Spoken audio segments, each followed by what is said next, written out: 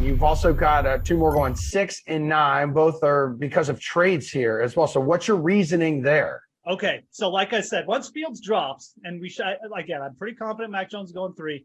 Once Fields drops, people are getting on the phones here. Now, the price to get up to 4 and 5, Cincinnati and Atlanta, I think those teams are probably just going to take some players that are going to help them. I mean, you got Kyle Pitts, you got Sewell. I think that Cincinnati and Atlanta are going to be asking too much. You look at what San Francisco paid, 3 first-rounders and then another pick as well. I'm just not sure if other teams out there are going to be willing to pay that. But once we get down to 6, we have a very willing trade partner, Emerson, in the Miami Dolphins. Ian Rappaport already reported Dolphins taking calls, considering trading back.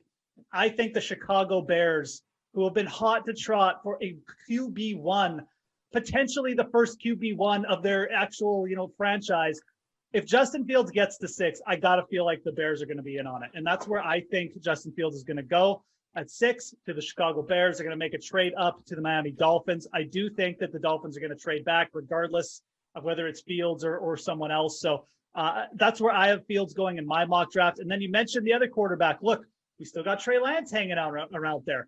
Once you get down to 9, you have the Denver Broncos, who admittedly probably aren't going to go quarterback. I mean, they haven't said anything bad against Drew Lock.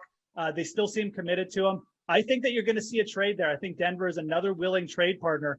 And I think I have the New England Patriots to trade up here. I think it makes a lot of sense. What? If not in Cam Newton, they're all in. Look, we know from the Patriots offseason, one thing's for sure. They're not going through a slow rebuild. They have no interest in it. They can go out, trade up. This isn't going to cost them much. They're already at 15 to get up to 9.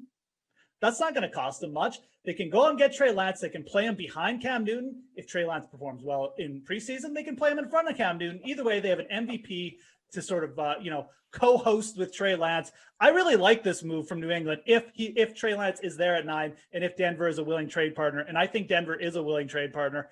That's why I got Trey Lance going to the Patriots at 9.